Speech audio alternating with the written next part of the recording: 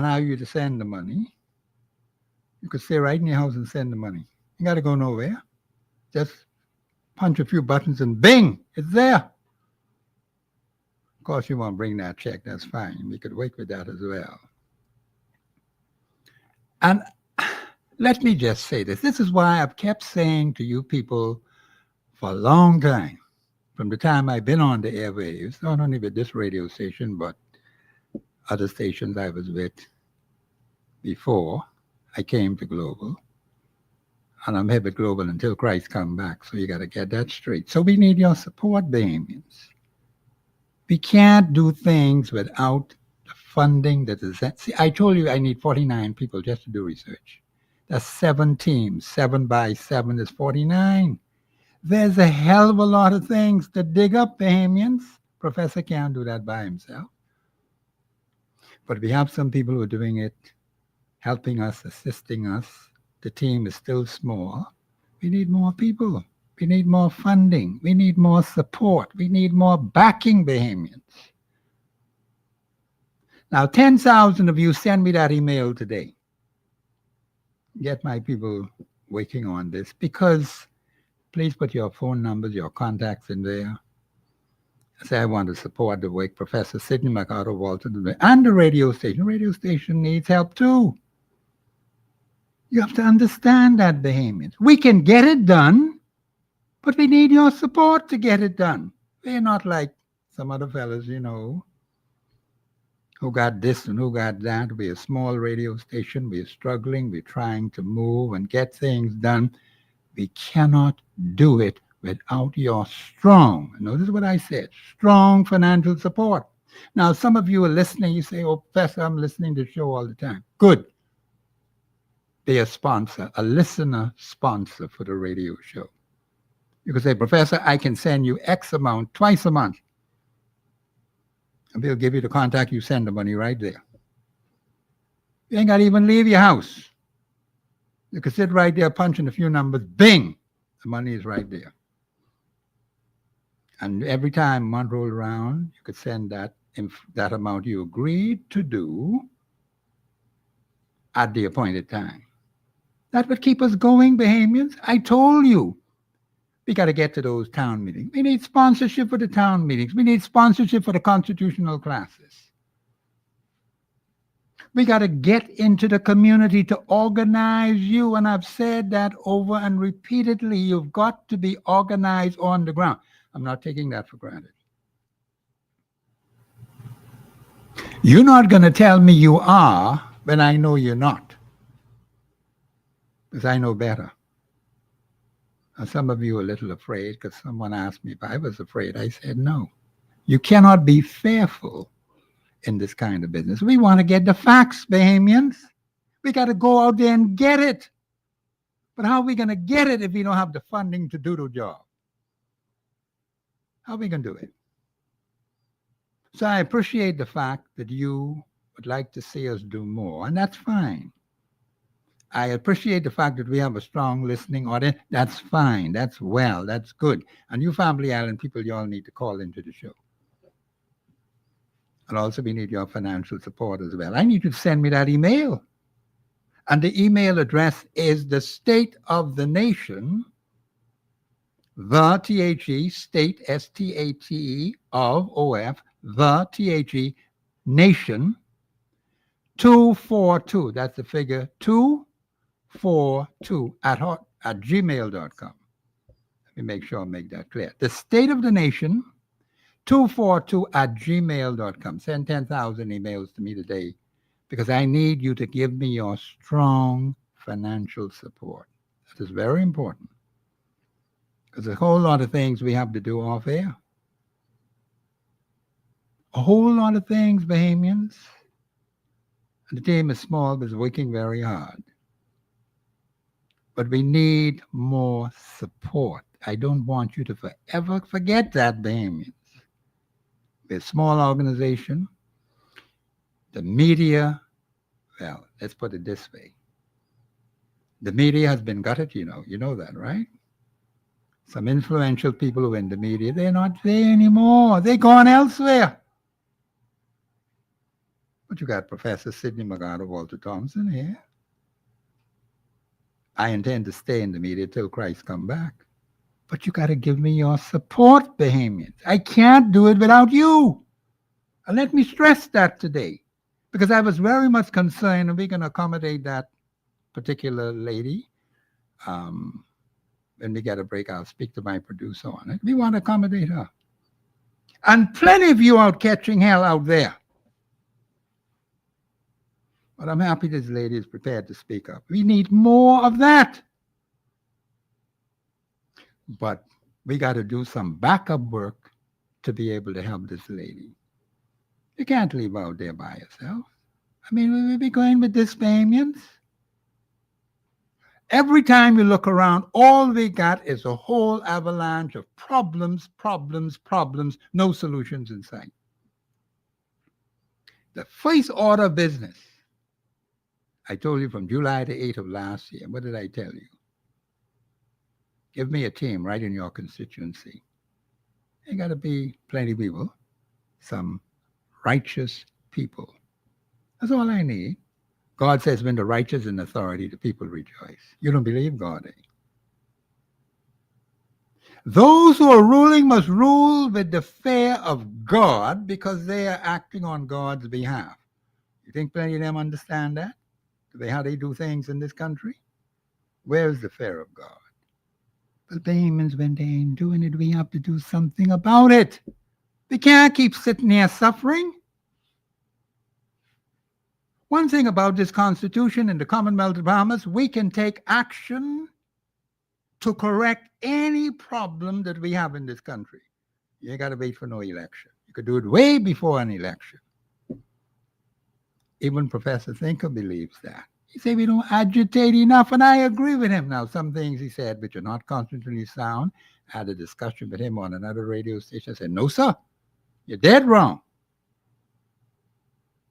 This man wasn't even born when we became an independent nation. Do you know that? It's not there. He graduated from Harvard in 1996. Now, you count 20 years before that, you'll see where you end up. And he didn't come out at the age of 20, so he didn't even exist. While we respect his qualifications, we're not knocking him for that. He has a right to his views, but the point is, when you get your personal views mixed up with what the Constitution says, that's a problem for me. Now, if you say to me, Professor, these are my personal views on this particular issue, I ain't got nothing to say to you about that. I could just listen.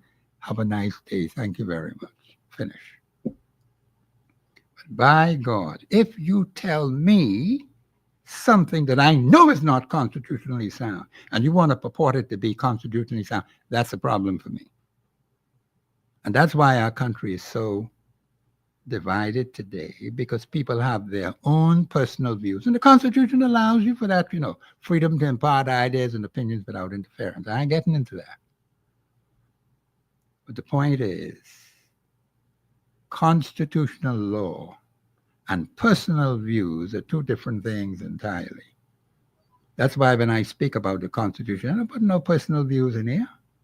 My personal views must be kept to myself because they don't count. You think I want to come on this radio station talking about personal views about the Constitution? You got to be insane. I even ain't using 5% of my constitutional authority. Not even 5%. Man, I want to go beyond 5%, 10%, 15%, 20%. See, you're going to say I would be insane if I get up to 20%. Even 25 would be worse. Not even a quarter. Not even a tenth. There's so much we can do if we knew our Constitution in this country, because it has plenty authority that it gives to the people of this country, and you're sleeping on it. You're not doing anything with it. Let me just stop. I got Brother Cartwright right here. Brother Cartwright, welcome to Global Radio 99.5 FM. This is Open Line Friday. And Bahamians, there's some things that I want to bring on. But now, do not forget now, a lot of people are calling on the station for support. in various things, that's fine. That's all well and good. Now, 10,000 of you send me that email today, not tomorrow, not next week. I want to get my people busy with your phone numbers on those emails and your contacts, and we will tell you exactly what you can do to help us in various ways. Because payments, we got plenty of work to do. Plenty work to do. But we got few people. As Brother Cartwright always tell me about the heavy lifting. We got some heavy lifting to do, payments, but we need the numerical strength. Come on, man. You got two people in Grand Bahama was fighting that thing about the electricity down there for 9 years. Come on, Bahamians, you can't leave it to just two individuals. And then sometimes people put a little note in the press or say a little something on the radio and then leave it right there. And then months go by, years go by, bing, nothing is done. So just go to sleep. Now, a fella like me, any challenge I get into, I win all the time. Did you hear what I tell you? This constitutional challenge I'm in with these other people, because they brought it to me, Professor, what do you think about this? And I told them everything in this must be constitutionally sound. But you're going up against them other fellas. They ain't even no statute law when they come into this business now. You got to be constitutionally sound, because some of them statute laws are way off. As far as the east is from the west, as far as the north is from the south. Now, some of them are correct now. Don't misunderstand me, but some of them is crap. And someone quoted some statute law to me the other day. And that person meant well. But you know what I told them? That's not constitutional law. And that was the end of the conversation right there. And someone, like I told you all the other day, anything you hear me say publicly on the airwaves, do not call me and tell me, Professor, I got something to tell you. You call the radio station, you call me while I'm on air, you identify yourself, and there are three areas. Is it biblically sound? Is it constitutionally sound? Is it legally sound? Now, Bahamians, if you can't prove to me either one of them or all of them put together, you don't have any conversation with me on what I'm saying on the airwaves. See, you got to check your facts. Because I don't play when it comes to the Constitution of the Commonwealth of Bahamas. There's too much deception in this country. So don't forget now, I want 10,000 emails from you today. Please give us your support so we can get some things done. You heard the doctor was on yesterday. Brother Cartwright, what's his name again? Dr. Colley. Dr. Colley. You heard what Dr. Colley said about suicides. Now, I listened to him very carefully. Some things have changed, yes. He enlightened me yesterday. But you know what I said to myself last night? I told you before I came into the world, the Holy Bible was right there. I always had that Holy Bible in that house. And of course, I got my machine, straightened out my reading machine. I could see everything as clear as crystal. You know, for the first time in a little while, I was able to do plenty of reading last night. And everything is clear as crystal. You see the little commas, you see the dots, you see every single thing. The machine bring it right up. Bing! One time I pressed it so quick, it just fly right up. Bing! I got to tell them people they fixed that machine well. But Bahamians, we got plenty of work to do. Do not forget what I told you now. I can give you that email again, the State of the Nation 242@gmail.com. Now, of course, you could call me over the weekend, 325-8652. That's through National Affairs now. 325-8652. Now, of course, you know I keep Sabbath, sundown Friday to sundown Saturday. That's the best time I have to rest. But now, after sundown on Saturday, I let the phone ring, man. You could call me 6 days a week. Anytime during the day, anytime during the night. We got plenty of work to do, so we got to get serious. Okay. Brother Cartwright, welcome to Global Radio 99.5 FM. This is Open Line Friday. Well, good afternoon, Professor, and good afternoon to the global audience internationally and locally, and our great producer. Yes. I see you have a lady by the name of Ellie Gotti. Good day, Bahamas, watching from Inagua. Thank you. Thank you very much. While I was listening to you, I pulled up my phone and I read into the headlines in The Guardian, Okay.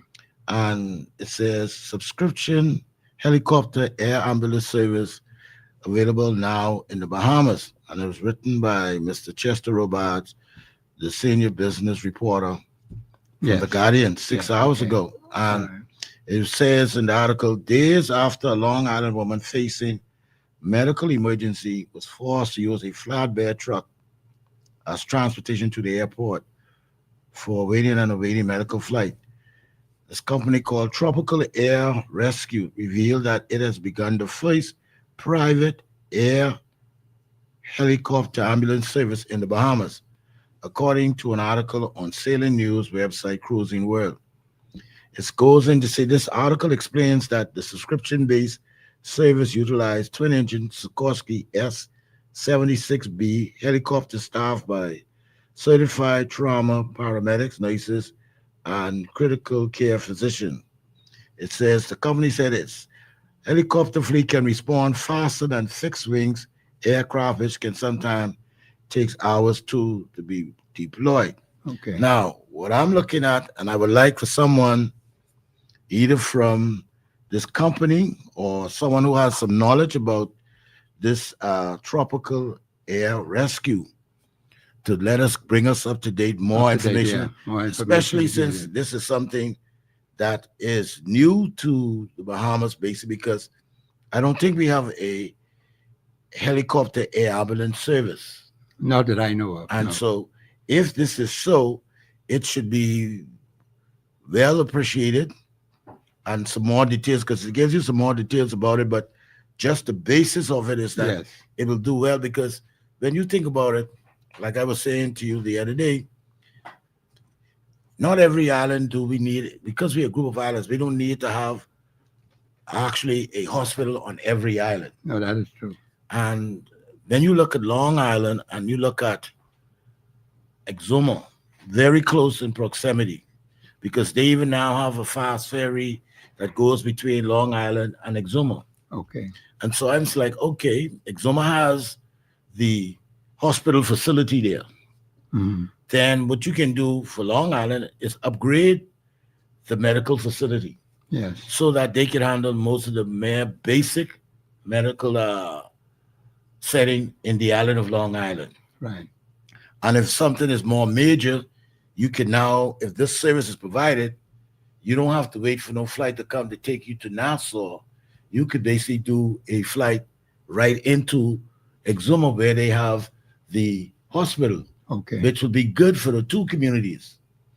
And if you provide, like I was saying to someone last night, we could then turn around and look at that model whereby that group of islands you could station a major hospital and then you could have the surrounding, because when you have to now look at either going to Grand Bahama or New Providence Right. for airlift, it is very, very hard, not only on the patient, but it's hard on families and it's hard on the medical profession. Yes. And so we should be looking at in areas whereby that every island should have some form of medical personalities. Yes. So we have a lot of young doctors and nurses go to school, universities, and come back, and you find that they don't have any place to put them when they come back because Princess Margaret is already overstaffed. Yes. And I said, why not basically rotate your people around, whereby that you could take a senior doctor and some young doctors and some nurses, and then you can start to basically train people in the islands like a Long Island to Mhm. keep their medical facility running, and you rotate them around. Yeah. So if someone spends a year in Long Island as a doctor, you then rotate them out to come back to the city, spend about 6 months with their families, and then you could assign them to another island. Of course. So you basically you're taking healthcare to every island Yes. that way. We realize now the world has changed. with a lot of technology. So we have to now look and see how we can now include some of the modern technology to reach our people outside of New Providence with healthcare. Right. Because everything, as you look at it, it is centralized in New Providence. And whether we like it or not, we're going to have to change the way we deal with medical health care for everyone. We have That's to true. now realize that this country was built, designed, and catered to the Bahamian citizens. That's right. And it's not fair for the citizens to carry the brunt load of non Bahamians. That's right. And so governments will have to look at, even the parliament will have to look at, non citizens will have to now pay to use these facilities because these facilities need to be funded. Yes, they do. And if you notice, every year you see when the government do their budget, they always mention, oh, we need money for healthcare. We need Right. money. And so education. So it means that if you're going to basically allow people to come into your country and use these facilities free, then it's going to be detriment to your citizenry. That is correct. And so to offset that, people say, well, no, the world cannot mandate you to give free health care to non-citizens. If you live here right now and you go and you move to the U.S., if you're not a citizen, you pay You have for to pay. everything that you use. That's If you're correct. going to schools, you pay for the education. Right. You're looking for housing, there's a different price for housing for you as a non-citizen as for a citizen. That's So correct. when you look at the rest of the world, I just had a cousin, she said she was on a cruise and she just came back from Turks. And she's like, everything that we supposed to have already implemented, they already implemented. They're prevented and they are colony. And they are colonies. See. And they are basically doing things that we don't understand how. And she said, NHI. And I said, what do you mean? She said, they are fully operated. Yes. Someone say, well, they're a British colony. No, they're self-governed. Self-governed. Yeah, they So are. if they're self-governed, it means that they're looking at the things in their parliament and their leadership, looking at things that is dire for them. That's right. Right now, they're basically closed ranks in their borders with non-Turks Islanders Yes. coming into the country. They're Yeah. not even accepting even them as tourists.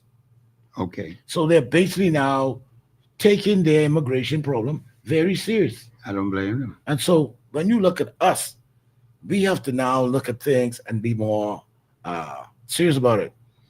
We've seen where we've heard the government, especially the Minister of Tourism and Aviation, said, we have a sale for the hotel. Yes. Now we turn around and see where the gentleman who supposedly going to be buying the hotel is like, no, we pause and we want to know what's happening at the airport. Right. And so this merry-go-round and not having transparency, it is bothersome to It is. the Bahamian public. It is. And I yes. think parliamentarians must understand that you get sent to that place called the House of Assembly to make life easier by putting in laws and policies that the average Bahamian can feel and be accommodated. I spoke with a minister the other day and I said to him, I said, governing the country has no label. Means that there's no label for you as being as a PLP government, FNM government, COI government. That's not in the Constitution. No, it's not. It talks about the governance and it talks about the parliament. Right. So if the parliament creates policies, and this is one of the things I always look at and admire with Linden. In 1973, when they basically we became a new nation, we were the only nation in this region of the British colonies had created a middle class. That is true. We became the envy of everyone else in the region because they wanted to know, how can you just reach and have those resources like us, That's right. but you created a middle class. That's right. And Selenium was right about it because it is hard for you to climb from the ground to the roof. That's right. You need a step in between. In between, And that was yes. what the middle class was about. Yes. It even came down to with their plans of housing. Yes. And it appears that we've now went away from it. And I was sitting down thinking about something that the gentleman by the name of Mr. Lincoln made, and he was saying, "Oh, I'm going to give everyone an acre of land." Acre of land, yeah. And I thought about it. Then I heard former Prime Minister said, "We're going to build subdivisions, government subdivisions." Now let's do that former Prime Minister. And as former Prime Minister, Dr. Minnis. Good, that's true. Then we now have the present Minister of Housing and Works, Mr. Keith Bell. Right, He is talking about rebuilding homes. right, okay. So I said, okay, wouldn't it make sense if you could incorporate the three of these ideas? Right, Because they all are right. Imagine now if you can start this project in New Providence, whereby you can now take 25 properties or acre per property and create what we call a gated community, and incorporate the idea of Dr. Minnis of basically paying $20,000, because which will go for your infrastructure. right, And now take Mr. Bell's idea, Minister Bell, and said, we will build it. And I said, hold on. Here's what you can do with all of that. You could have your plans drawn up, and you can now say, you know what? We're going to now, these plans are standard, as you have in most gated communities. You can now have a extra unit onto your building, whereby that you can use it as basically, it'll become a rented space. right. And now, while you're making your payments to the government through the mortgage corporation, you also now making money along with it, so you will help you have funds to pay off for the property you have. That's correct. And I said, if you don't have and you fall behind with your payments, then the mortgage corporation can come in and say, okay, we should charge you 20, we only paid 10. What we will do is we will then now, if you don't want to, we can now sign off that that's what you did, and then we move on, and we allowed to sell that property Again, to somebody else. Yeah, that makes And sense. I said, what you'll do now will find that people in the inner city will now have a chance to move back into that so-called middle class standard. Yes, And those places that they leave behind, you could turn them into facilities for the homeless. You exactly. could turn around and you could create what we call business. I call it business space, because you see in the inner city, everywhere you turn, you'll find every little corner has what we call a bush mechanic. You can now put Right. them in a proper facility, That's right. and you can lease them that space, and the government can make their money back along with the owner of that property. Exactly. And that money stays in the, In the community. Yes. but it also turns over to the overall development of the country. Right. And if that template is successful, you can now use that through all of the Bahamas. I think I hear the music in the background. Yes, I mean, the producer is telling me I need to shut up. This is Professor Sidney McArthur, Walter Thompson. The lines are open, Bahamians. This is Open Line Friday. I asked Brother Cartwright to explain that again today, and he did. Excellent idea from 3 different political parties. And see, we have to understand that people have ideas that can work. It's a matter of combining them, putting them together for the building of the nation. Too many times we have discarded very good ideas which can benefit the nation because it didn't come from you or from your political party. You think it's no good. We can't think like that, Bahamians. Ideas come from people who you least expect them to come from, but they are workable ideas that he just mentioned as an example. We need that kind of thinking in the Commonwealth of the Bahamas. This is Professor Sidney McArthur, Walter Thompson, my special guest, Brother Cartwright. The lines are open 326-0272-813-0271. This is Professor Sidney McArthur, Walter Thompson on Express Yourself, Global Radio Network 99.5. We'll be back after the break.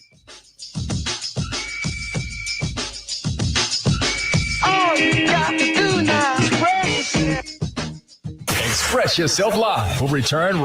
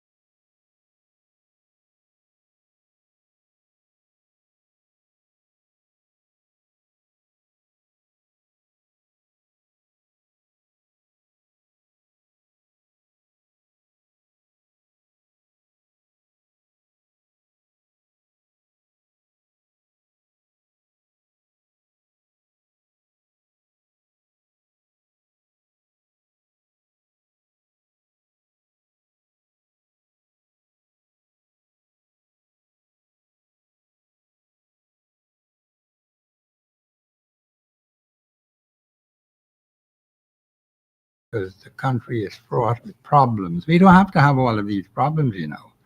If we would learn to work together, as the doctor told us yesterday, there's a lot that needs to be done, but a lot of us are just simply waiting for other people to do it.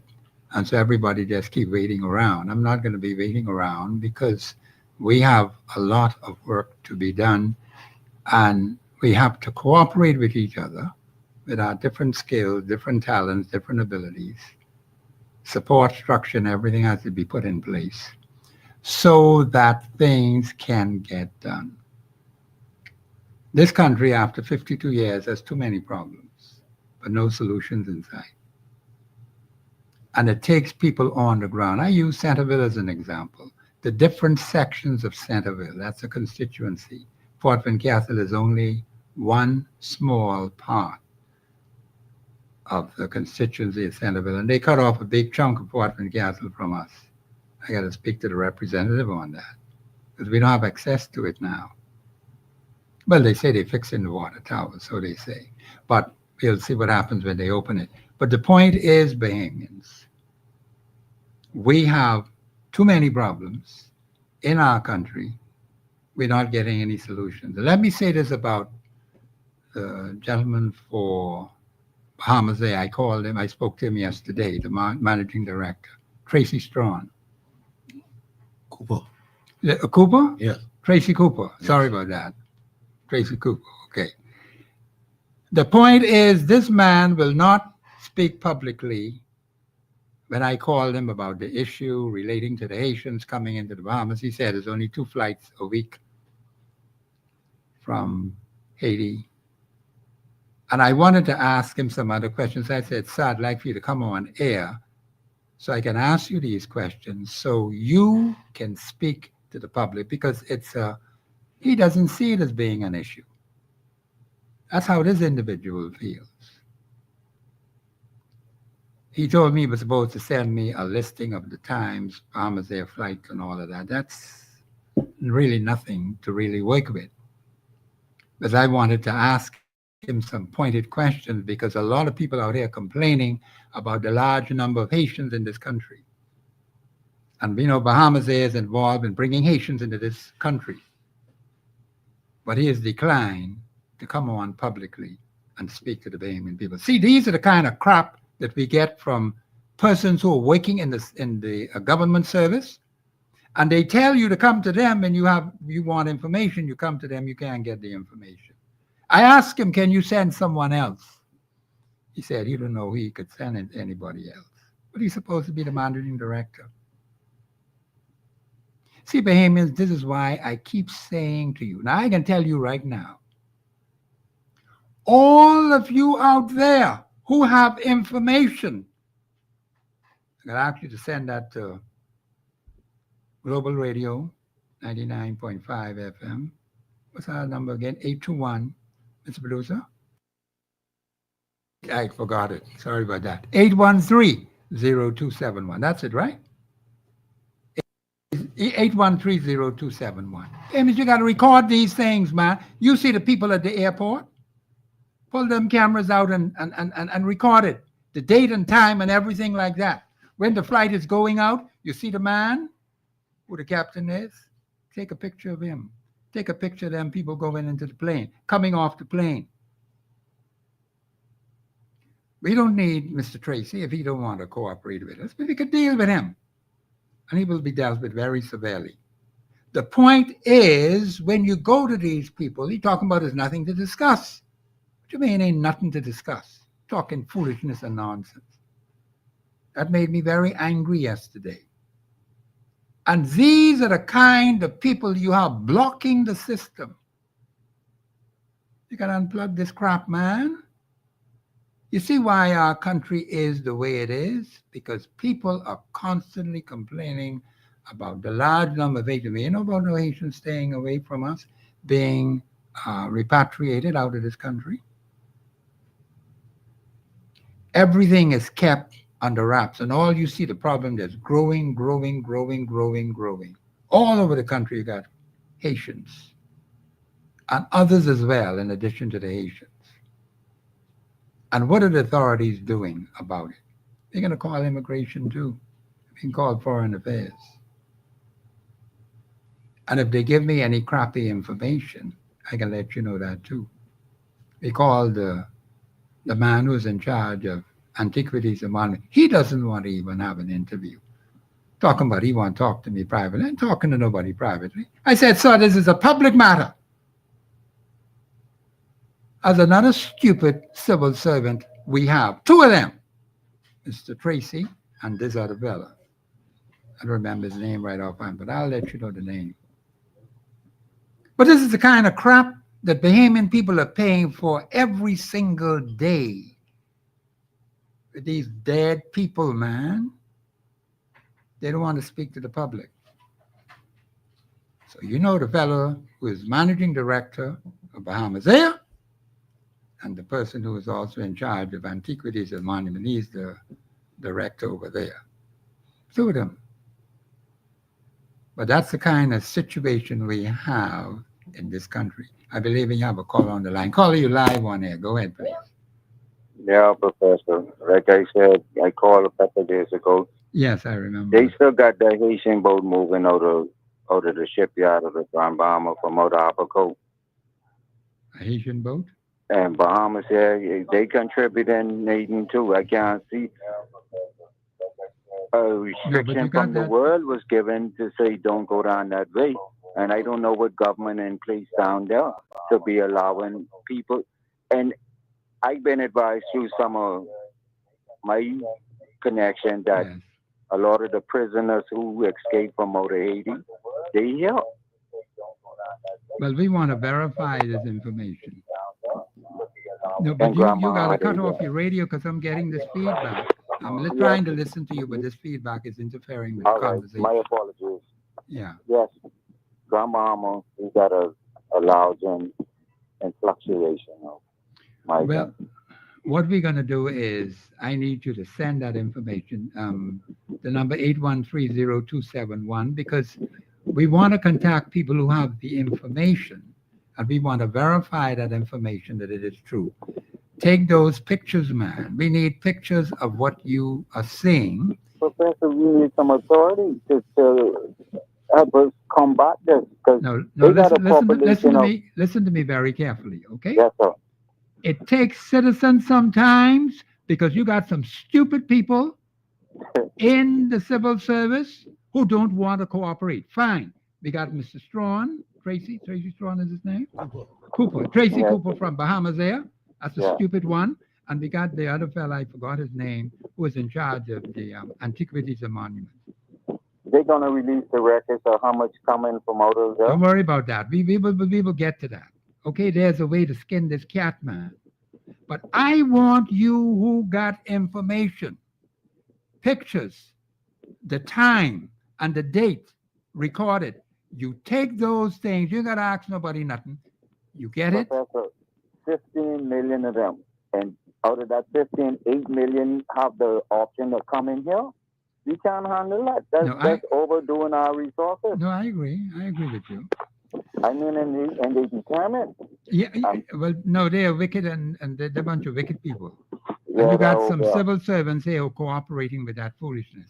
But we could deal with that. Continue to keep God in everything we do, yeah. Yeah, but hold on now. Don't go nowhere yet.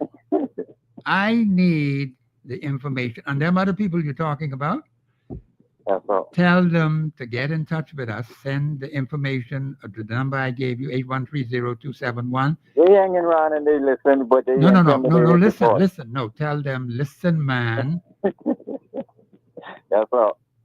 See, y'all got to, don't laugh at this. It's a serious business. Yes, indeed. Yes, indeed. But you have to Professor. tell them how serious it is, man. They right there listening too. Yeah, but listening is not good enough. I mean, No, listening, that's no. fine. But we have to do more Action. than just listen. Action do a No, Yes, we need indeed. information. We need solid information that we can investigate, we can look at, and be able to work with it. So, and like I was saying the other day too, we got some of the authorities working with those other stuff. well, then if we can get information on them, that would be fine. I don't I can get back to you about that. Yeah, but please do. And of course, you can call right here to the station, and the number 8130271. You I send got that you. information, pictures and everything like that, and sound and equipment, man. Listen, man, Yes, sir. there is a way to do this. We got a lot of freedom under our Constitution, you know. Don't mind these I stupid agree. civil servants talking about pin up I the got my stupid mouth. first copy in 1996, Good. where it was mandated for every library to carry that. I remember Alright. that one of my uncles then put me down on that. I was like, "What is this Constitution?" Yeah, But okay. it's a whole lot of justice. It's a whole lot of Justice. Yeah. justice. And yes, at the time, we had to protect us. Oh, yes. The Constitution gives you a lot of power to be able Yes, to do a lot of indeed. things. Yes, indeed. I Yeah, agree. okay. So now don't forget what I told you now. Yes, sir. And we want to get the contacts from those people, and they All can right. send it to 8130271. We'll have it right here in the studio. Any pictures, anything you have, sound, equipment like that, we need it, man. All right. Okay, and the timing when you did it and everything like that, right on the tape, and we can work with it. Okay? Yes, sir. Thank you That's very all. much. Okay, all right. You know, Professor, Yeah, go ahead, brother. Island. what makes me upset and with the tone that the global world in this region keeps saying Haiti is in a disrepair. And Yeah, I keep saying to people, they need to stop that narrative. It is the capital of Haiti is under siege. It's not places like St. Louis, St. Mark, Cape Haitian. If it was that way, we would have not had to send flights into Cape Haitians. We could not, because it's the same reason that you not having flights leave Port-au-Prince would have been the same problem we would have. So Yeah. if you having flights leaving these other areas, means that these other areas is not affected with the situation inside Port-au-Prince. Now, if you tell me where it was island-wide, whole nation, then I can understand. But it isn't. And to show you how funny life is, right here, imagine now, people always say, but New Providence, oversaturated, heavy with crime and everything else.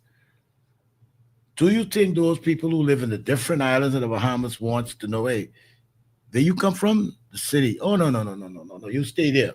It's the same thing with Haiti. Haiti has more than one parish okay. or constituency or the different name they use, commune.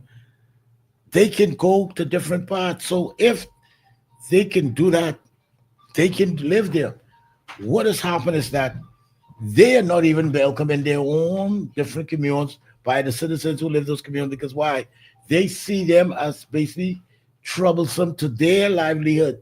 So Okay. they rather see them leave the country than to come into their commune. Yeah, we don't need that garbage. And so what we are doing is like, we are saying, okay, we're being sympathetic. And I'm like, you can be sympathetic, but you got to listen to when Haitians speak and things they talk about.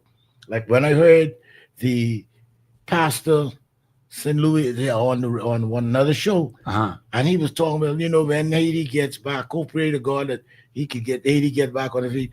We wouldn't see, we'll be wondering what happened to the Haitians here. The Bahamas and its citizens cannot fix Haiti. No. Haiti is a sovereign nation, must be fixed by its citizens. Yes.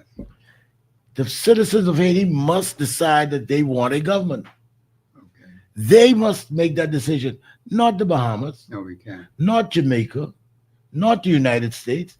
They must make that decision, and they must be prepared to fix their country. We are a country of 52 years. That's right. We didn't do everything right over the 52 years. No, we didn't. We make mistakes, and we trying to correct some of the mistakes that has been left behind. Okay. If we're willing to do that for a country that is 52 years, you're a country over 200 years. That's right. You should be able to now fix your own problems. Stop being a burden on others. Yeah, you're right. Structure your country through your constitution, whereby your people can be. And it's funny. You used to hear a lot of things about Haiti this and Haiti that. But I realize now and I downloaded their constitution on my phone, and I was going through it. Yes. Do you realize in Haiti, from preschool to high school, the state must provide free education? Hmm. That's in Haiti. The state must also provide materials for education. Yes. So all the things that we seem to take a back step on, Hmm. that is covered by through their constitution, free Yes. education. The only difference is that going to a higher learning such as the university, they have to now pay for. Yes. But the bare basic education, the state cannot deny no citizen of Haiti that. So when you Okay. hear them talk, well, we don't have this. Yes, you have it. It's just that you don't want to basically fight for it. It is there in your Exactly. constitution. Because now we are now fighting for the rights in our constitution, you are upset. That's right. Your country, and it's funny when you hear them crying over this, but I said, in your constitution, you call non-Haitians aliens. Right. I am only repeating what I said you said to non-citizens of your country. Non-aliens. And so, and you have the right that even in their constitution, it says that any law, treaties, everything must, whether it's in print media, it is spoken, gazetted, it must be there for the people. Yes. So they have all of this knowledge. It's only up to them now to fix their problems. Because they tell you that every law, decree, every treaty, every agreement, the only thing they say you mustn't let the people of the country know is when it comes to dealing with national security. But everything else you must show. And it's there and there. And it's like, they got all of this freedom and they put into this constitution that theirs. I said, these people come in here making it sound like things bad. Things ain't bad. You all got it good. But it's up to you To make it work. to make it work. That's right. Yeah. And this is where I keep saying to be alone. The Bahamas has been too passive, and because we allow when people come in, oh well, I'm hungry. We give you Too food. passive. We give you this. We provide. And the thing is, we got caught up in that story. Well, I ain't come here to stay. Yeah. I'm going to the U.S. Yeah. And I And always they end tell up people. living right here. I remember a man when I was about 15 said that he only came to the Bahamas to go to the U.S. I am now in my 60s, and he's still here now. Still knocking around. He's a very old man. This- He has this grandchildren abstract, now. Yeah. His grandchildren. Him and all his And grandchildren got I was away. like, But they don't belong here. whether I said, well, look like the U.S. moved because Must have moved. Yeah. if they right across the way and you still here, Yeah. I say you would now go home, Uh-huh. return to Haiti because it look like you can't make that journey no more. So it's It cheaper looks to so. return back to your homeland. And all of them could never qualify. And this is the thing what irks me. Yes.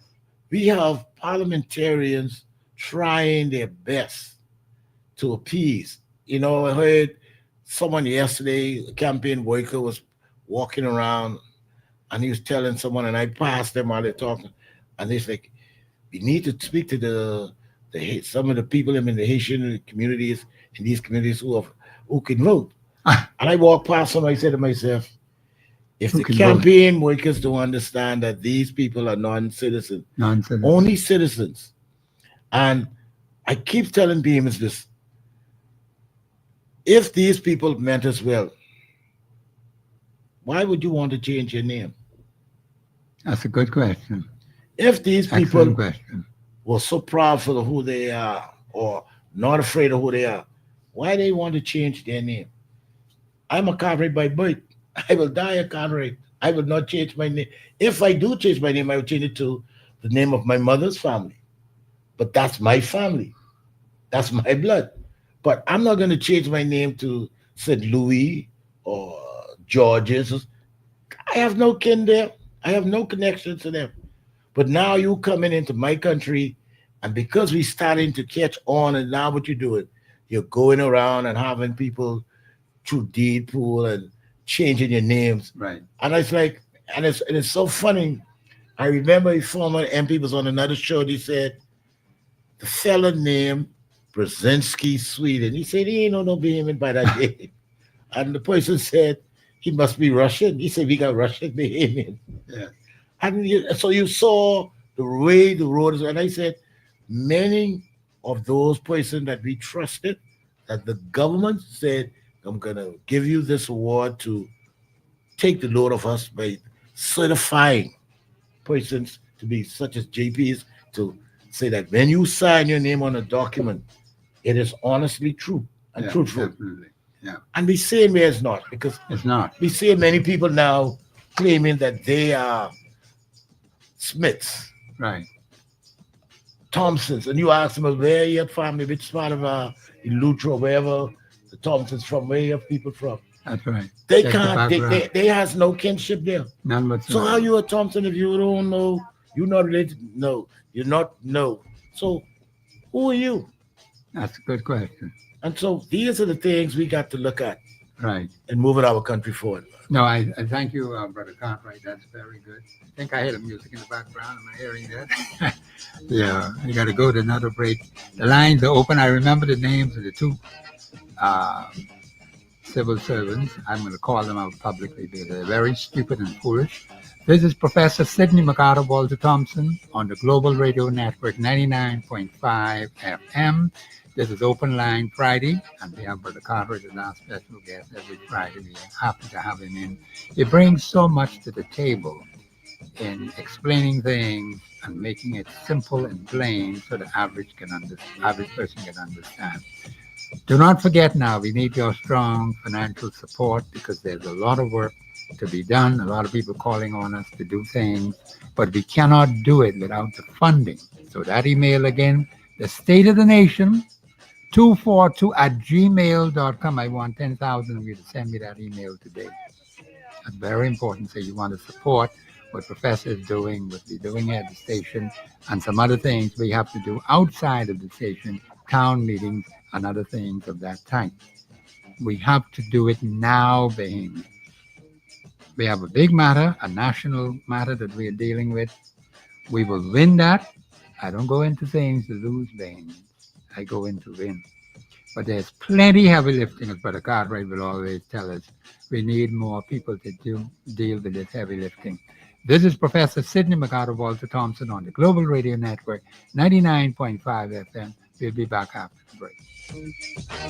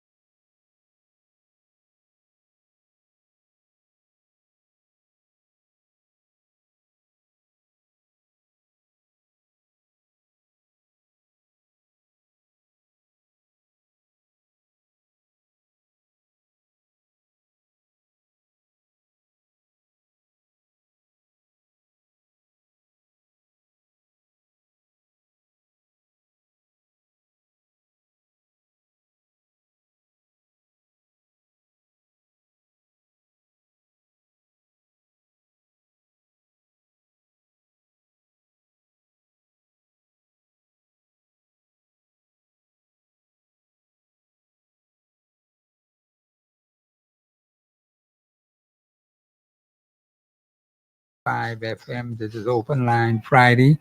We have an exciting day today. So many things are happening. And Bahamians, we have to hold ourselves together. We got to pray and ask God for his guidance because so many things are happening in this country. And people, you got to stop being afraid, you know. You got to get rid of this fear. See, God can't wait with you if you're fearful. He tell you, fear not. You know how many times in Scripture God tell you, fear not, be not afraid. Stand still and see the salvation of God. You can't see the salvation of God if you're fearful. See, God can't wait with you. This is the problem in our country. 52 years as an independent nation. We can't get anywhere like that, Bahamians. As long as you're fearful, as long as you want to hide in the dark, it's not working. All we end up doing is more and more suffering. You see what's happening with our children today? Irresponsible parenting. And there are young people who want a better way of life. Some mistakes were made in their lives. Why are we holding these mistakes against these people?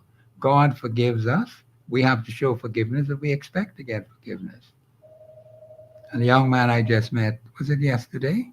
I think it was yesterday. If not yesterday, the day before. Who wants to do landscaping. And I gave him some work to do. And of course, the weather came down again today. So hopefully it's clearing up and he might be able to start today because the sun is out and hopefully he can get it going.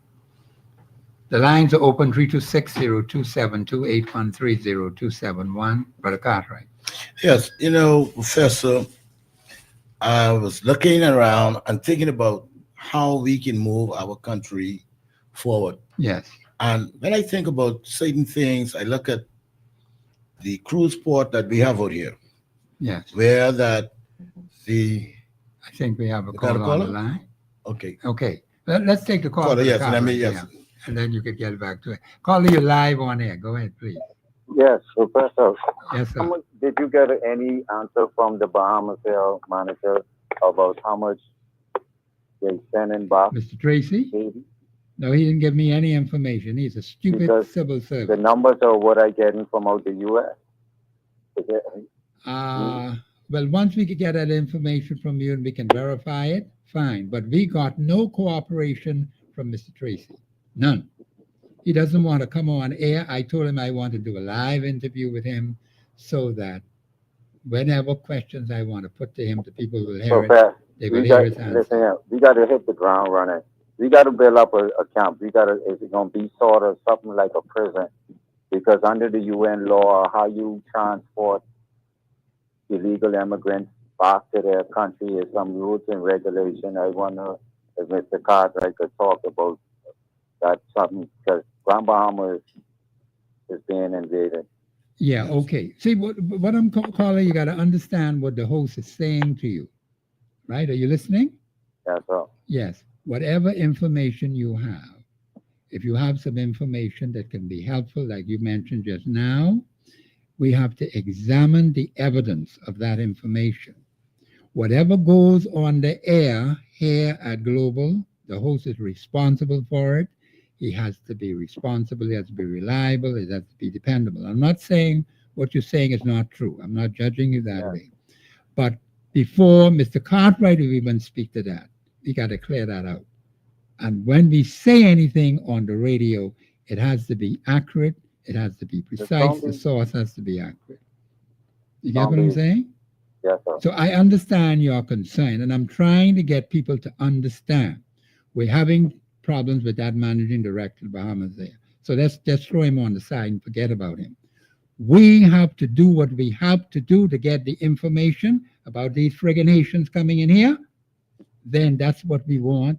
And whatever information you have about the regulations, we would have support helping them too, Professor. They parking up right there by the shipyard, and I send where's the authorities that regulating that being transporting terrorists, so they'll do it to me.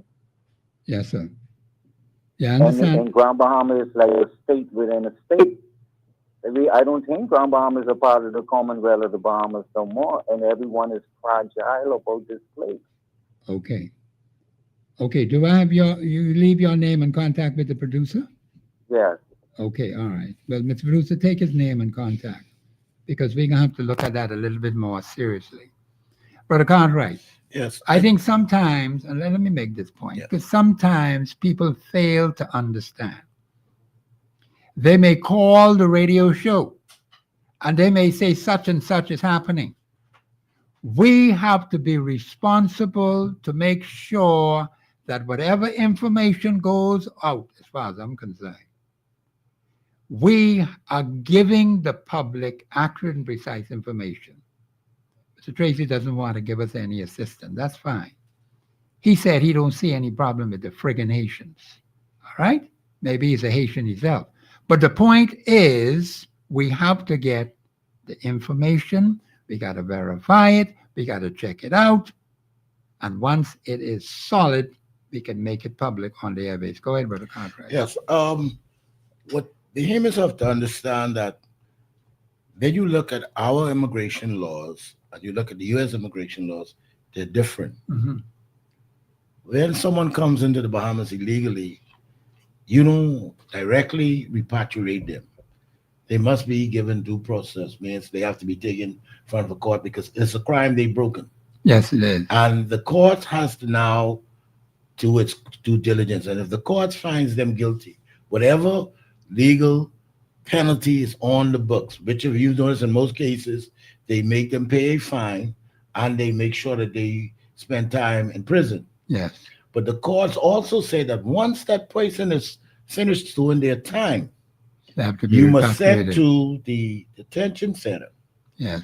The detention center is given up until 90 days That's 3 months.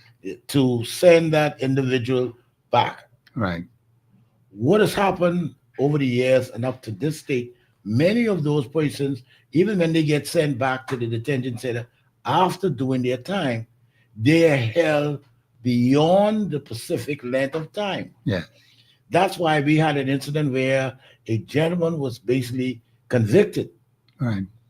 did his time, served his time, was sent to the detention center, and was told that in 90 days, this man must be out of the Bahamas. Okay.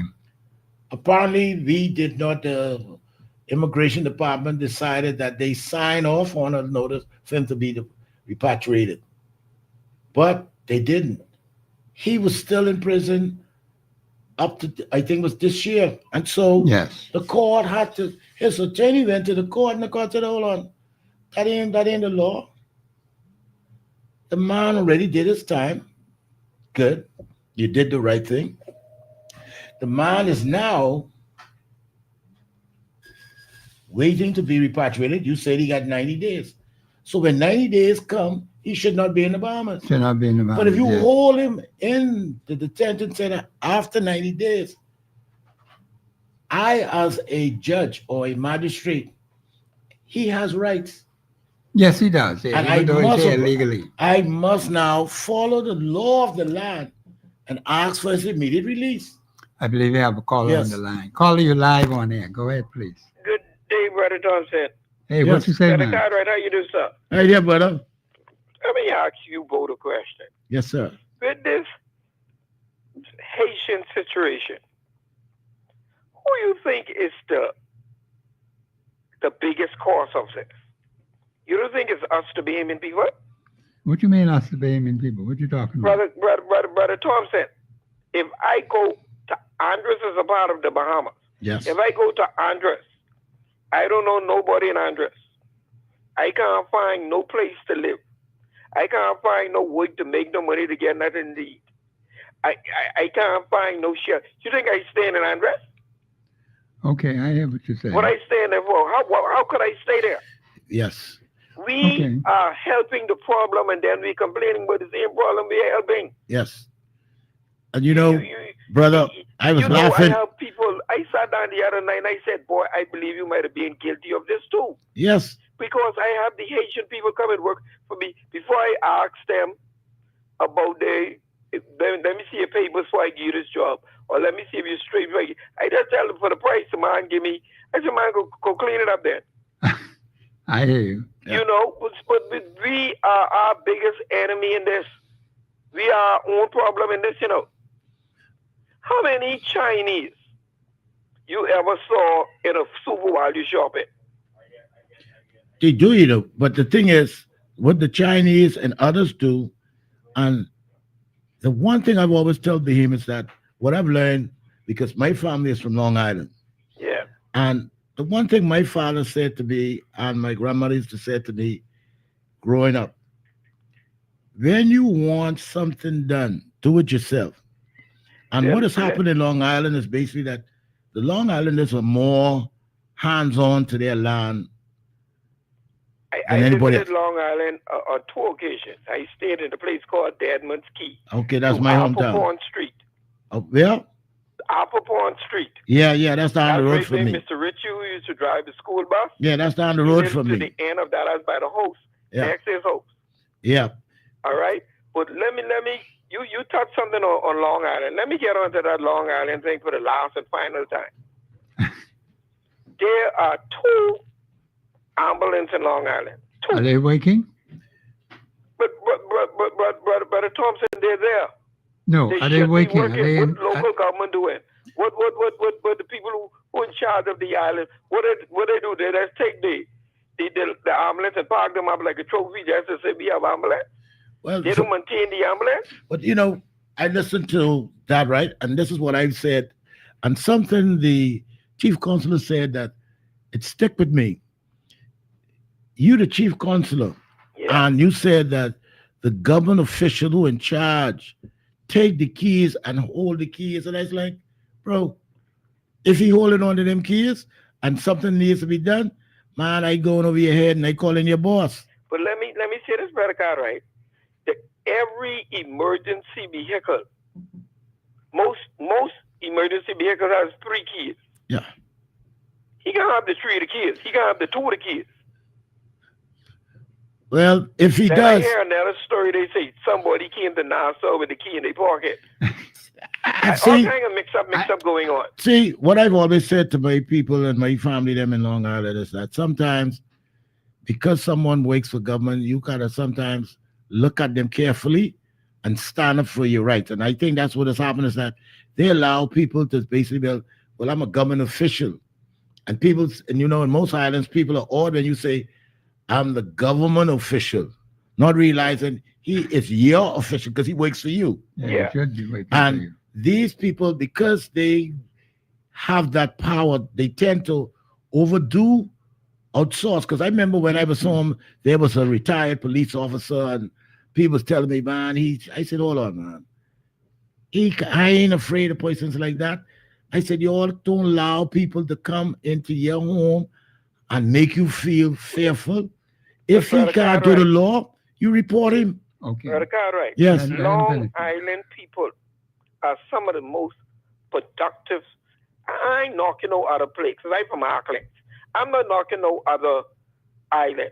But when you have places like Long Island, Spanish Wells, certain parts in Abaco, them people stick together. Yeah. You know, in Long Island was the first time in my life I ever see people that sweep the side of the road. They don't rake the side of the road.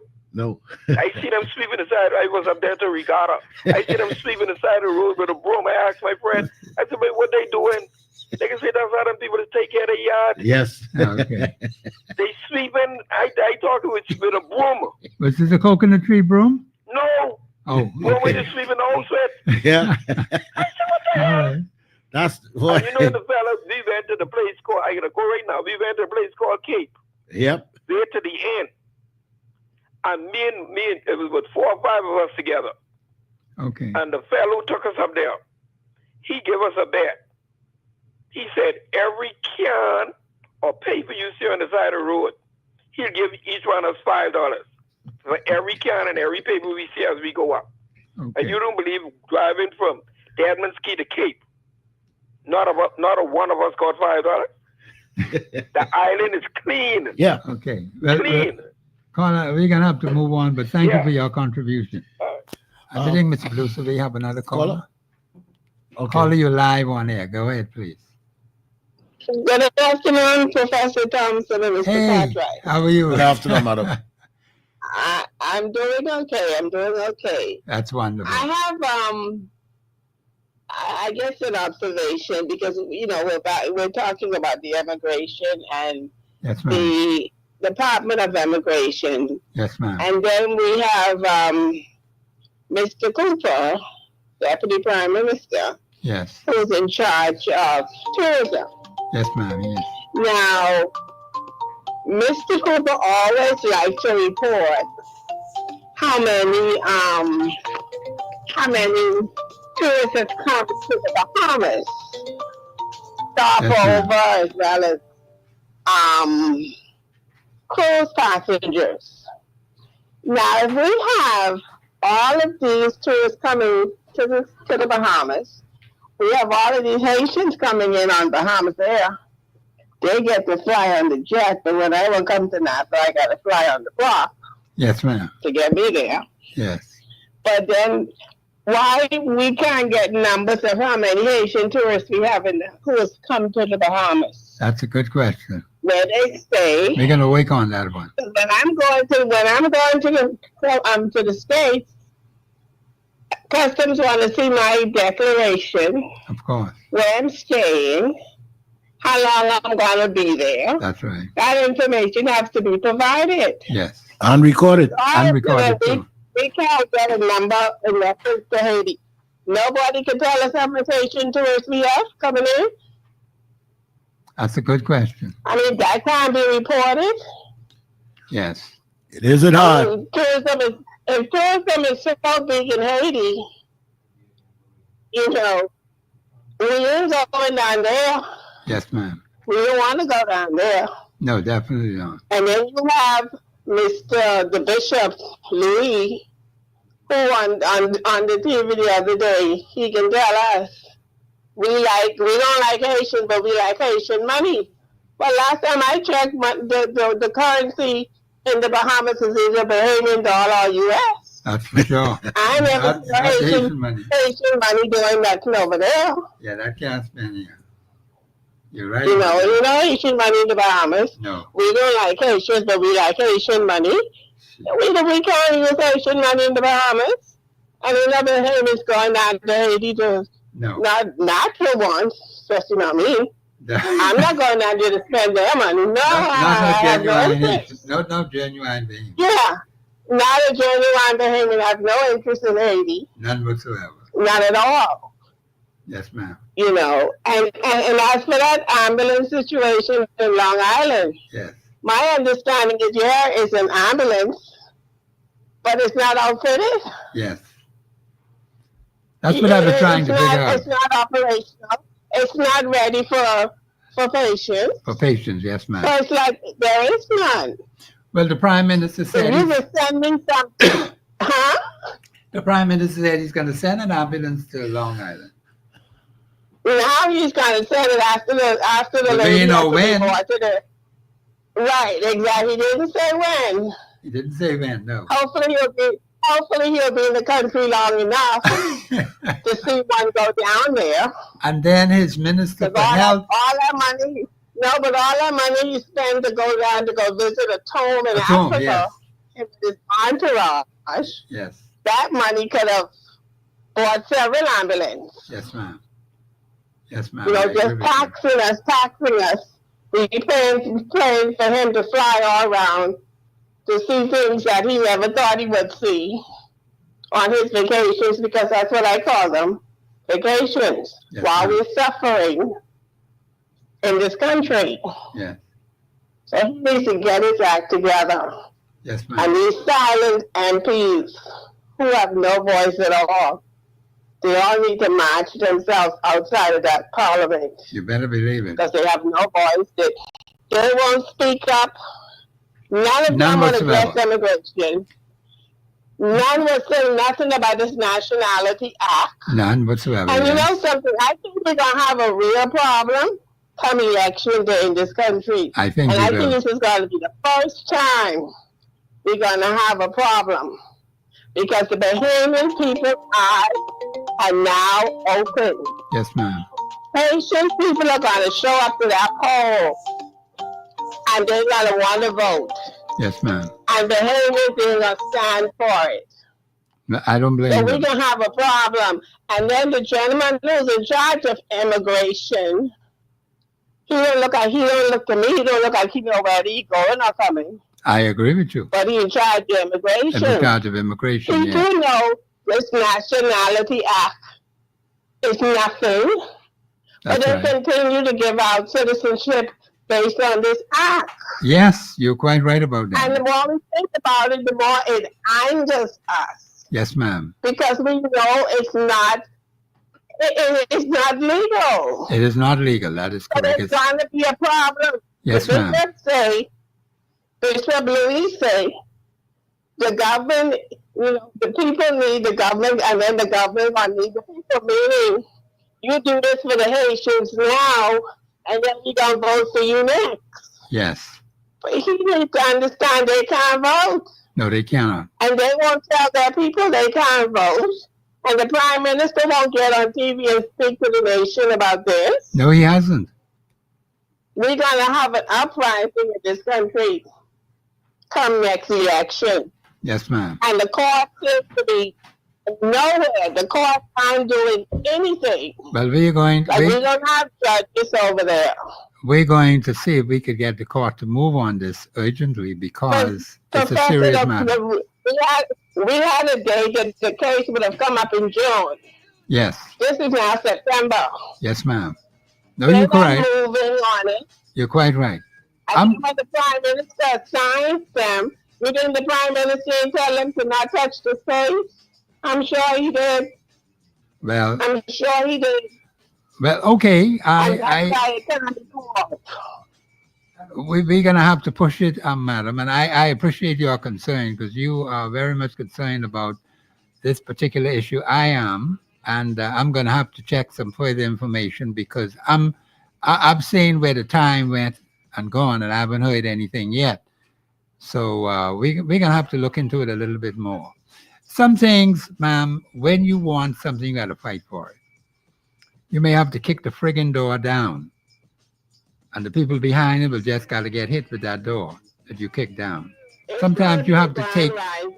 It's going to be a grand rising in this country. Yes, it will be. There's a first time for everything. First time for everything. That is correct. And this election is going to prove that one. Yes, ma'am. Because we ain't going to have no Haitians who can't vote, who shouldn't be even in our country voting in our election. They don't get to choose our prime minister and MPs. That's not their duty. Yes, ma'am. And we're not going to put up with that because the people's eyes have been opened. We're not, the Haitian people ain't going to put up with this. Yes, ma'am. I can assure you. Yeah, I believe that too. Grand rising come election day. And Mr. Davis better get his act together. And he better start listening. And he better address this nation. Yes, ma'am. You should have... And things are looking good. Yes. You're quite right. Good. Thanks, Professor. Yes, Thanks, Mr. Cartwright. Y'all have a good weekend. Well, thank you. Have a pleasant weekend. Yeah. Yeah, go ahead, Brother Cartwright. We had a jingle, but I will say this. We can talk about it after the break. Okay. You went to the Supreme Court. Yes. And you asked for all information pertaining to that case. Yes. Last time I checked, I think you, I, and a few others are participants in that case. Yes. Did you got any information from the courts that the government has responded? No. So up to that point. So if they not responded, that tells me that something they had sent out to the attorney, that's fraud. Okay. Because if they said we were going to respond, which we saw them responded through the attorney. Yes. Then they sent out something stating that they are going to the court, where they had it stamped, where they were going to the court to have the matter thrown out. Yes. And with cost. That's what I understood was supposed to be. Now, if you send something to an attorney, stamp saying that this was done, you send this this was done at the court, why is that not recorded? Why is that document not there? That's an interesting question. So either you didn't send it, or either what you claim you said is a fraud. It's a fraud. You are basically doing something illegal against the Supreme Court. Because if it was there as a plaintiff, you have a right, we all who have names attached to that have a right to have all that information presented to us. No, you're correct. So You're that quite we right can about now that. respond if you make any challenges. No, you're quite right. And so You're the quite government, right. I was telling someone, I said, the government through the Attorney General's office will not respond. And the reason why they will not respond, because if they go to court, both parties will be given an equal opportunity to present their argument. And our arguments are strictly constitutional. Constitutionally, The right government on the does law. have no argument on the Constitution. So they're not going to push it. Are we going to see what the Chief Justice says about this? Well, he can only respond if the two parties, because he's not taking one side. You need both parties. Well, the thing is, we're being held up because we want justice. Now, this man's supposed to be head of the judiciary. Well, we're going to see exactly what's Yes. going to happen. We're going to have to go to a break. My producer's playing the music. But Brother Cartwright does a good point. This is Professor Sidney McCarter, Walter Thompson on the Global Radio Network, 99.5 FM. We're going to go to this break and we'll be back after the break.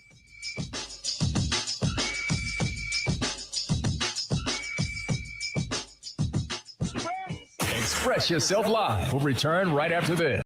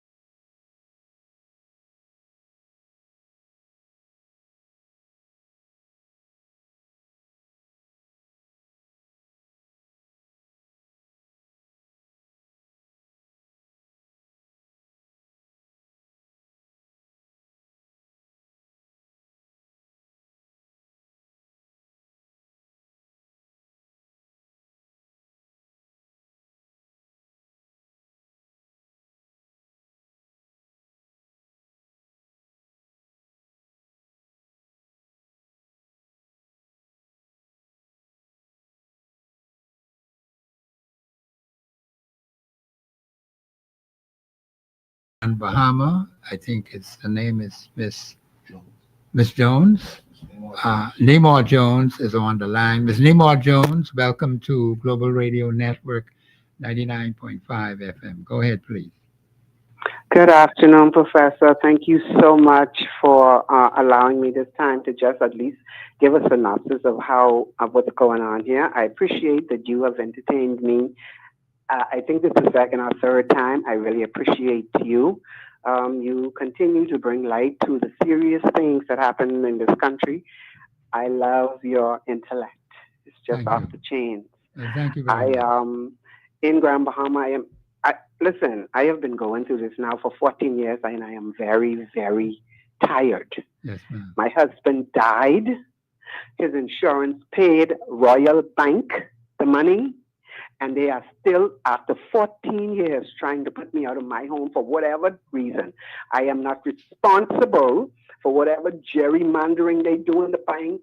They continue, and I'm not the only person. I know of other women, other widows that have been put out of their home. I am not leaving my home. You understand? Yes, ma'am. When the man died, Royal Bank is the assigned person on his insurance. No, not me. They didn't give me any money, not a dollar. I never remortgaged my home, but they continue to push and push. They want me out. Where am I going? On the streets? Where am I going to go? This country is ridiculous with this situation. If I was somebody outside of this country, a foreigner, anyone who has fought on this land for 25 years, they couldn't just put me off. I have never went to the bank and asked the bank for money to bought up my home during the hurricane. They have never given me a loan to maintain this property. Nothing. 14 years, a dead husband, and they continue to try to put me out. I am not leaving my home. Whoever the players are in Royal Bank, you all deal with the people in Royal Bank, the employees. You all have that continue to steal, gerrymander, and do their hiding in the bank. I am not leaving my home. I don't have nowhere else to go. I tired of the people calling me. I tired of the provost marshal call. I ain't leaving my home. I will not leave my home. And guess what? Your show, Professor, I really appreciate you. It's just like the beginning. I have had enough of it today. Seems like they just want people who lose their mind. I live in Grand Bahama, and listen to me. The people that come where I work have lost. I mean, we have a lot of men. We have a lot of women. We have a lot of young men. When I say they are losing their minds, they are losing their mind. When I reach to work in the morning, they've given me 10 cents to ask to buy one candy. That's how bad it is in Grand Bahama. You understand? I am not going anywhere. I am not leaving my home. So whoever the stakeholders is in Royal Bank, they need to get it right. The insurance commission, check them out. Find out what they do with the damn money. Yes, I am tired. You know what 14 years of going through this is? I am tired and I am not moving. Don't come to my house. Don't come to my property. I am done with all of this garbage. Yes, ma'am. I can understand your frustration, Brother Cartwright. Well, I don't know where to begin with this because No, this is a very serious matter. if this is what I'm trying to figure out, the bank make themselves a husband benefactor. And if he left the bill that any matters is not responsible, my wife is not responsible for any matters that I owed. Yes. If the bank had sat down with her and said, listen, your husband has a balance of X, Y.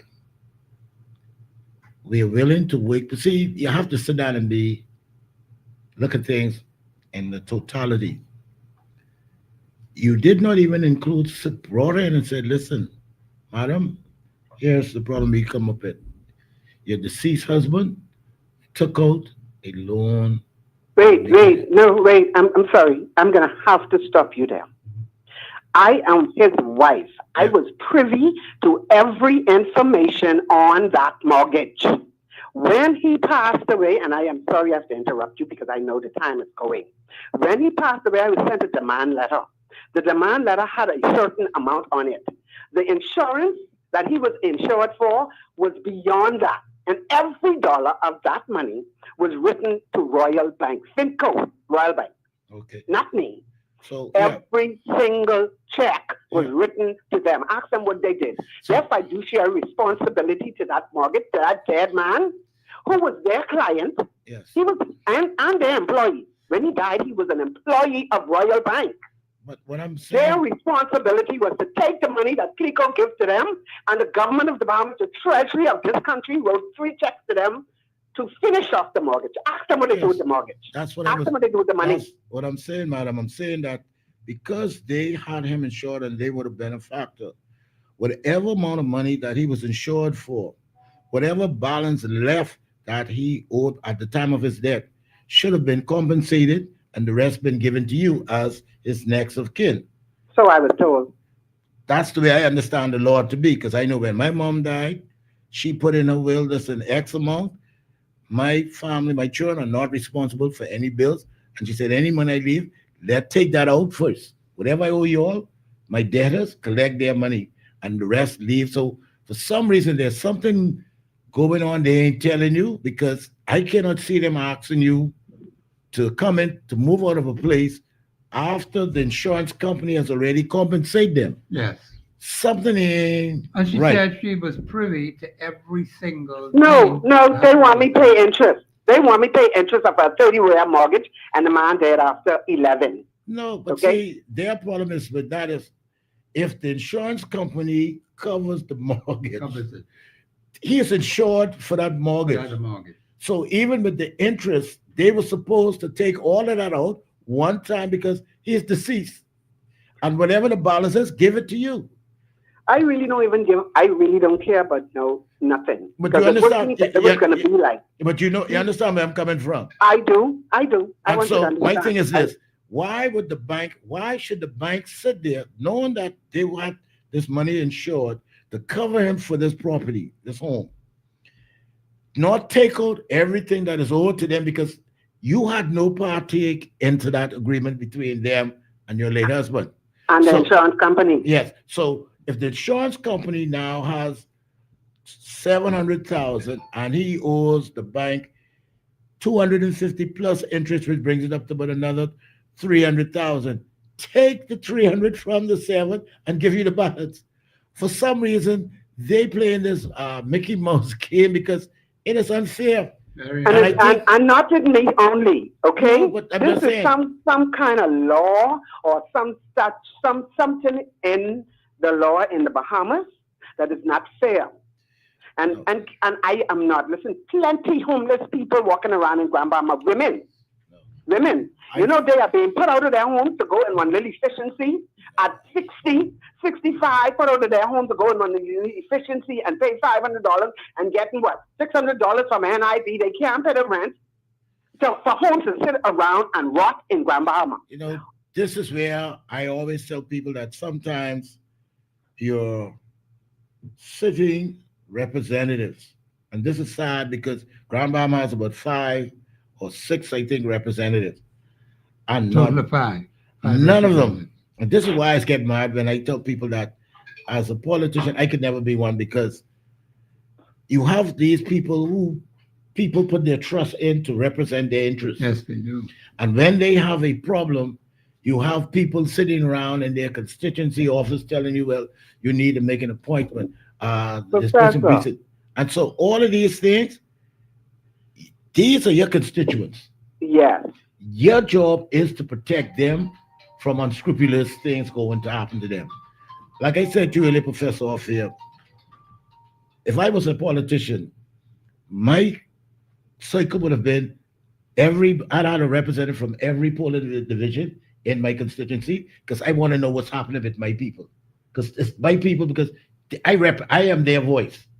And for you not to have that courtesy to go to these people and say, listen, ma'am, what is we can do? And then you go to Parliament, speak. If even you're in opposition, you speak to the minister and say, listen, man, we can't do this. We cannot put our own people out on the streets. No, we shouldn't. It is not human. Under no circumstances. Under no circumstances. It's not humane. And step in and say, They say hold about on. the friggin' people coming into the country. I talked to the insurance company. I talked to the bank and said, no, man, if this is how you treat my people, man, No, you can't have that. I'd rather close you down. Right. And this is why so let me say this. I want to show you and bring this in perspective. I see at this very, very moment, there's a car pulling up in my yard. I have been put through plenty. People have been riding by, harassing me, taking videos of my home. My home was broken into in September.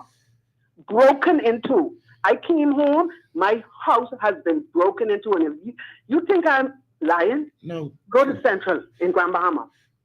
A lot of them came here, checked my house, up and down all over the place. Go to the police. Right? Let me put this in perspective. Yeah, go to the police and report it, because see, those other individuals should not be on that property. Well, I don't know who they are. I know one thing. Right at this moment, a car is parked in the front of my door in my driveway. Okay?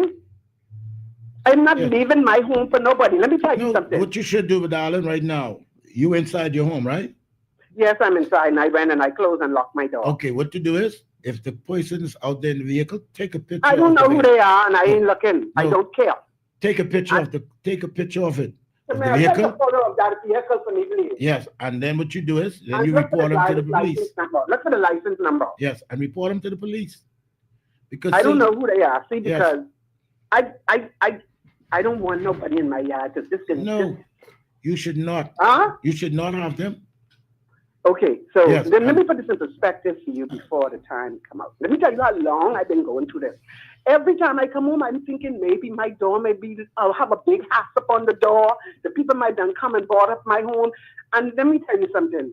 That don't matter in that. I don't care what I have to do. I am not sleeping anywhere.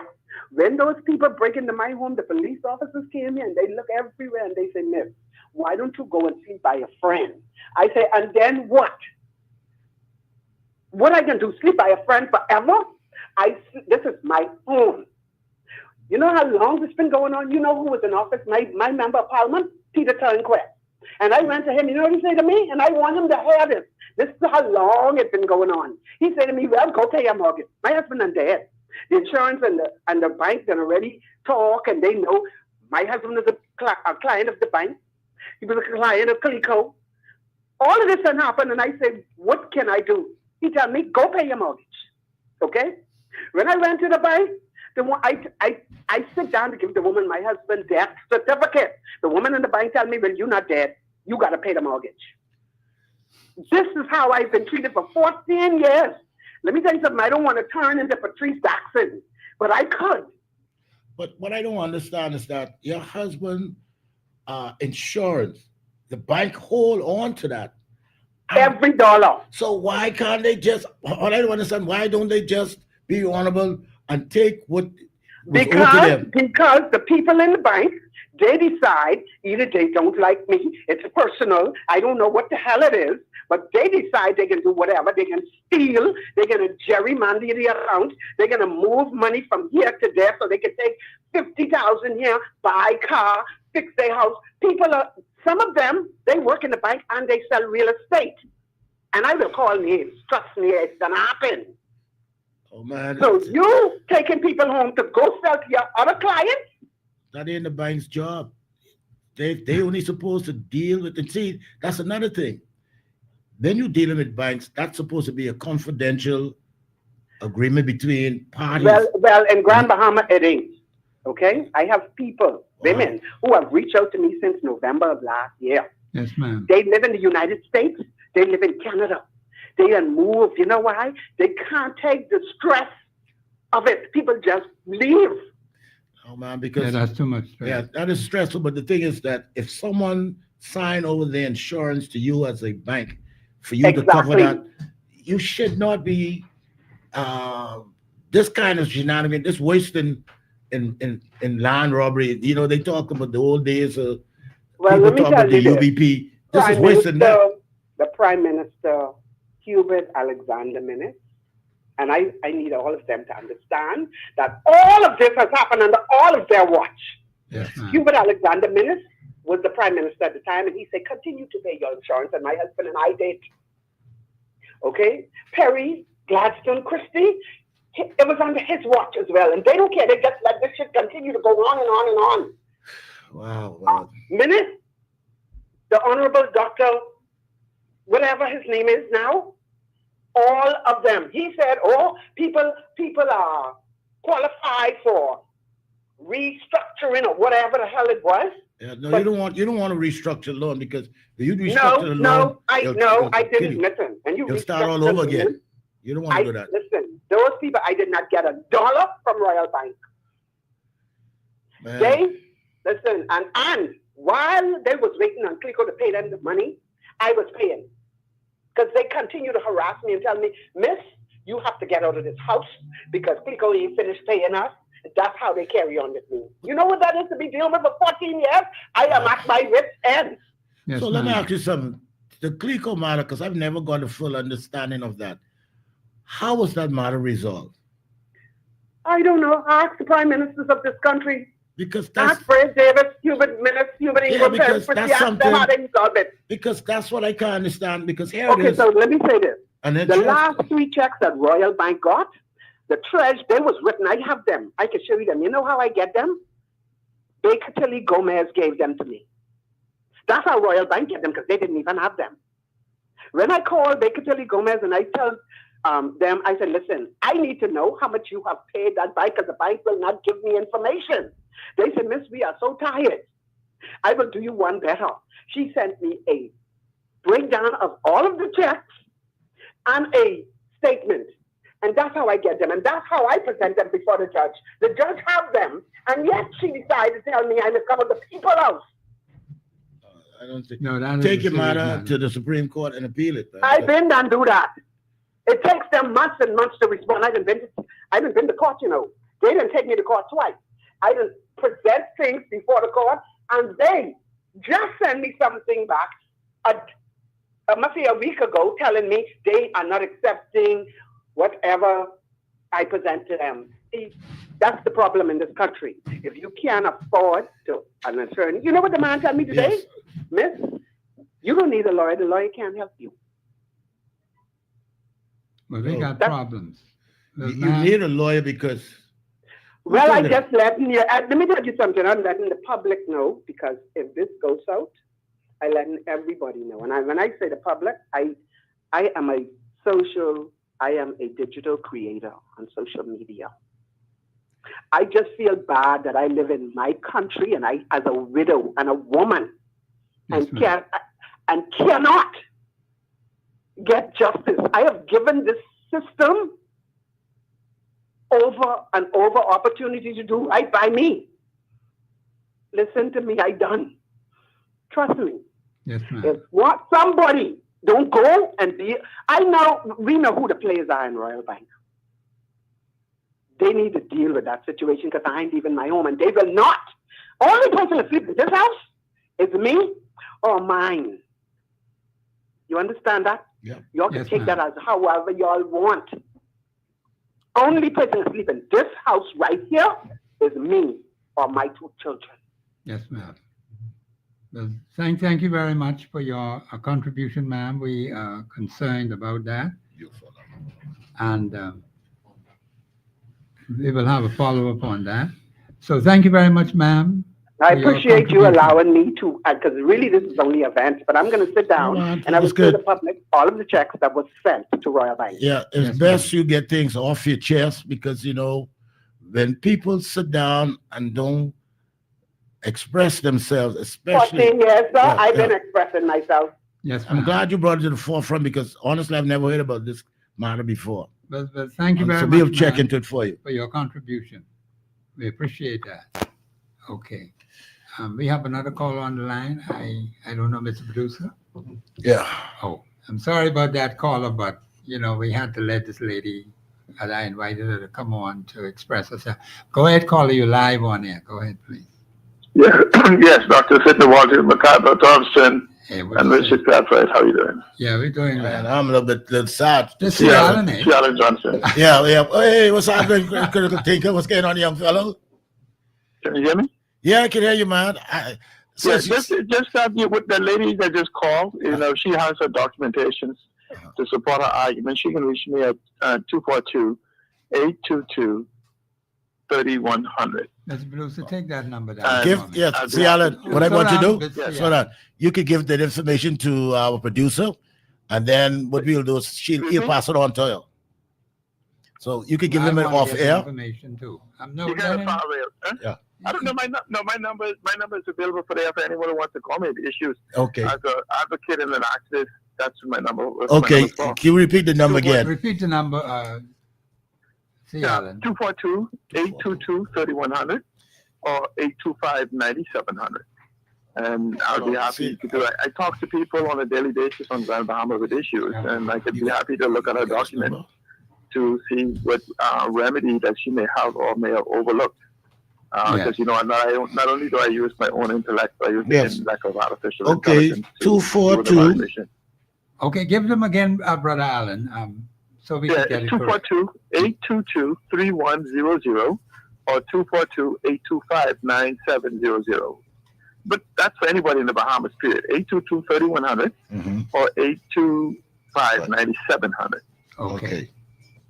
Okay, so I know you ordered your show, but I was waiting to call in because I wanted to talk to you about some things that can be done. Yes. But I guess we'll do it. We'll do it on Monday. Yes. Okay. Okay, good night. All right. Thank you so much. Yeah, bro. Thanks. Take care. Thank you very much. Yeah, but Bahamians, this is something that this lady has been going through for 14 years. Come on, this is torture.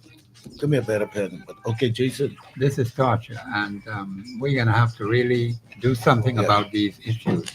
So I'm going to say again, I'm asking people to send that email to me, the State of the Nation 242@gmail.com, and I'm delighted to be able to allow that lady to express herself, because these are the kind of things that are happening. And she said she went to some other people who are supposed to be the leaders of the country, and they're supposed to be helping you. And you see what we have, Bahamians, that we've been going through this crap for the last 52 years.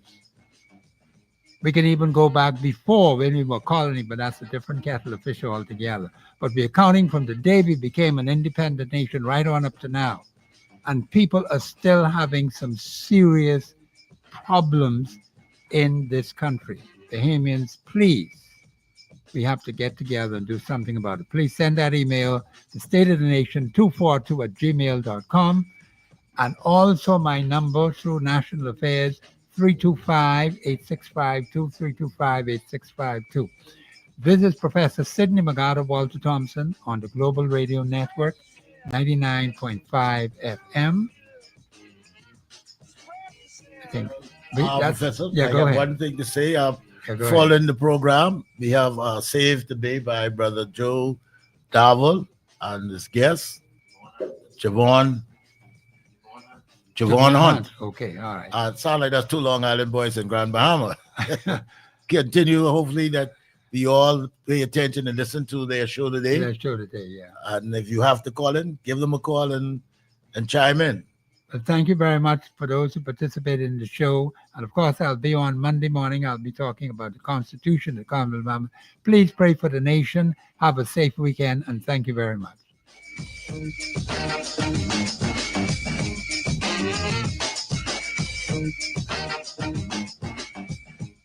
Global 99.5 FM reminds